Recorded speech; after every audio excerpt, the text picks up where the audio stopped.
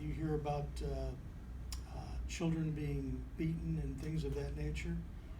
Well, I was one of them. The foster parents, Harry and Margaret, would beat me anytime that they felt it was necessary. Mrs. Wallenberg would beat me quite often in the house and in the bathroom, and odd things like that would go on. Mr. Wallenberg, Harry, I would go out on the farm. The farm had chickens. It was a chicken farm, and they sold the eggs to the local grocers and things like that. And I would go out and do work around the farm, whatever I was asked to do, collect eggs or rake chicken poop or whatever the case might be. And I would go in the barn, real big barn, and I would get a lot of spankings out there for something that I may have done wrong. Well, interestingly enough, one time he had a leather strap that was about, I guess, that wide. And I was, 6, 7 years old. And he hit me 2 or 3 times with it, and he hit me once in the left arm, and it broke my arm. The hospital where I went to get the arm set said, how did this happen? And I was scared to death to tell him the truth. And I told him I heard it broke it playing baseball, which I never got to play any baseball on a farm. So that wasn't a lot of fun. And then one other time he hit me with something hard, I don't even remember what it was, and broke my left leg. And I came up with a different story at the hospital or whatever it was. And there were all types of those type of things that went on as a child. And you hear about those things now a lot. So I was there from the age of 4 until I think it was about 9.5 or 10, starting to forget that now. And the agency came by and picked me up, says, oh, we're gonna go to a different foster family. So I went to a different foster family, and they were very, very nice people. They took care of me very well. The husband was a diabetic, and I was diabetic, so at least I had someone who, had some information. Well, when you're a 10-year-old, you don't look for a whole lot of information. You're just looking for people to play with and have fun. And the one thing I learned about foster families that I was in, that the one thing that was lacking, the thing that was most important to me, was the fact that I was a kid. I could have used a whole lot of love, and I did not ever have any. So that was the one thing that I've finally figured out, that I was living in foster homes, but they really didn't love me. They just made sure I was in a safe environment and had a bed and food and clothes and all that stuff, and that was very, very nice with the second family. I spent with that family, I spent from the age of 10 until the age of 15, and at the age of 15, after my sophomore year in high school in the city of Chicago, the agency said they wanted me to go to a boarding high school.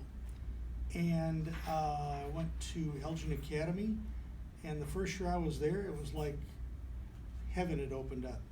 I was playing football, I was playing tennis, I swam. I didn't do so great in school. I was not always part of what was going on, but I did my best, and I hope I did the right things. My second year at Elgin Academy, I went there, played football, played tennis, and went to school.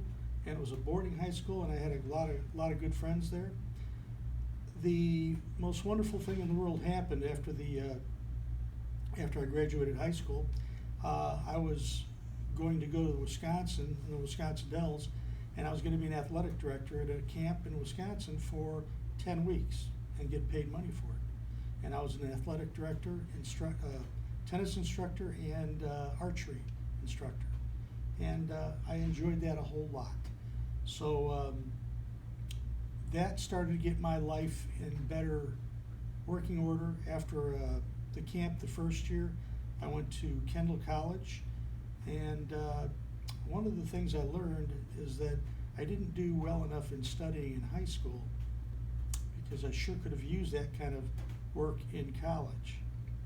After college, the first year, I went back up to camp in Wisconsin, and I was an athletic director again. And it was a wonderful summer. At the end of the summer, a very good friend of mine said, "Hey, Steve, how would you like to hitchhike to California?" This was in Wisconsin. I said, "Sure." So in 1972, he and I put on backpacks and had our backpacks and our sleeping bags, and we hitchhiked from Wisconsin to Chicago, Chicago to Kansas, and Kansas straight across to, we finally made it to Los Angeles in 4 days. We took an airplane flight from Los Angeles to San Francisco and stayed in San Francisco for 4 days and saw a whole bunch of interesting things, from Alcatraz to Fisherman's Wharf to Golden Gate Park, where all the bums lived, and quite a few other interesting things in California from the 70s. After that, we got on Highway 1, which was along the coastal highway at the ocean, and we went from San Francisco and hitchhiked to Los Angeles, where I found my sister, who at that time was 14 years old, who I'd never met, and my dad was there. I'd never seen him since I was 3, and found out that he was in VA hospital, and he pretty much was dying of cirrhosis of the liver, which is alcoholism. My 14-year-old sister, I was at that time 18, and she took me over to VA hospital, got to talk to my dad for a little bit. I don't think he really knew who I was, but my sister Julie said, she said he definitely knew who I was and everything like that, and I didn't argue. We spent quite a bit of time in Santa Monica and Santa Monica Mountains and on the shores watching the lowrider cars, and it was pretty neat by Santa Monica Pier, which goes out into the ocean, probably the equivalent of about 2 or 3 blocks. And it's pretty neat. After about 4 or 5 days there, we got back on the road and went back to Chicago. But I had a sister, and I'll tell you about where she's at now at the end of this video. We hitched back to Chicago, made it back in about 4 or 5 days. I've kind of forgotten that part, but it was very uneventful. And when I got to Chicago, I found an apartment. I was 18 years old, got an apartment, and I was no longer going to go to college. Had a job lined up working in an ice rink because I was very interested in working in hockey equipment and skating and things of that nature, because hockey was what I did and loved it and enjoyed that. And from the 18 years old, I was on my own, and that was my life. Approximately 2002, February 11th, 2003, I had a 6 bypass operation on my heart. And when I woke up from the operation, I was totally blind. So I've been blind solid since 2003, and after laying in the hospital, I thought about what I was going to do, and I said, well, I had several things I wanted to do. I started a baseball umpire school for teaching kids how to become umpires and having the ability to earn a job, which I had done for years around actually the whole state of Kentucky. I was a baseball umpire, and I very much loved that. My prime love was playing hockey and coaching hockey. I coached Lafayette High School hockey for 10 years.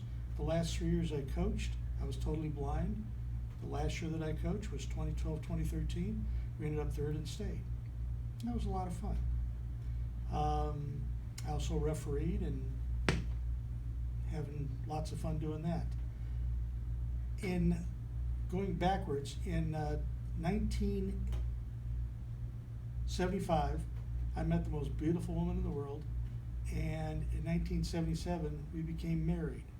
We have been married at this time for 42 years, and we have a son and a daughter, both of whom went to Stonewall, Jesse Clark Lafayette, and both of them ended up going to UK. Our daughter was a UK cheerleader, and our son played 3 years of hockey for the University of Kentucky. So after I got out of the hospital, and after becoming blind, I decided I better figure out something to do. And I had always thought about working with kids in schools, since I had taught and worked with kids all my life. So I called up the superintendent, Stu Silverman. I said, Stu, here's what I want to do. I want to work with kids on a one-on-one basis and do any helping in classes if I can be beneficial to a class. And I'd like to work at Jesse Clark Middle School. And that's where I've been since the year 2004, August of 2004. At the time of this video, this will complete my 15th year at Jesse Clark. I love this place. I love being able to work with kids and talking to them and hopefully giving them some guidance and direction in life and helping them out. Do I have a difficult time being blind? Not really. I just take whatever challenges come one at a time, and I have fun doing it. Sometimes I run into doors, sometimes you run into walls, but I get away laughing and just laugh at it and have a lot of fun. When I'm working here at Jesse Clark, I've got a lot of help and a lot of help mostly from kids, and it's nice that a lot of teachers will call me down and have me talk to their classes in regards to challenges. I guess you guys might call it challenges. I just kind of go, I can figure that out. I can do that. I try as much as I can. That's how you learn. And that's how I learned starting at the age of about 15 that you got to do things mostly on your own. And whatever challenges come up, just get in the middle of it and figure out a way to figure it out. There are ways for you to win, and I try to do as much winning as I can. Did I hear a second tap? No. No? Okay. Probably the neatest thing that, I forgot to tell you the most important part. I told you about my sister Julie. In 1972, she was 14 years old in Santa Monica, California, where we were both born. I never met her. That was my dad's third wife. Well, Julie and I had stayed in touch from 2008 on because I lost her from 1972 until 2008 when we finally found her again. She was in pretty much Reno, Nevada.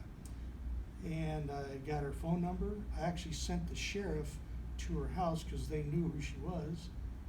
And gave her a note, said, your brother Steve is trying to call you. And when she called me, she was crying like a girl. And so was I though, but don't tell anybody. And we stayed in touch. And she came out here several times, both of my kids' weddings, and she was part of what was going on out here. And one day she said, I want to take a look at some land around here. Well, in December of 2000, forgot what year this is, 2018, my sister Julie and her fella moved to Harrodsburg, Kentucky, which is about 40 minutes away from our house. And I got a sister. I got a family. And that is just the coolest thing in the world. So she and her fellow live out in Harrodsburg. They got a 14-acre property that they bought. And it's just amazing to be able to say, this is my sister, Julie, and she's a chip off the old block. I think both of us are from our dad.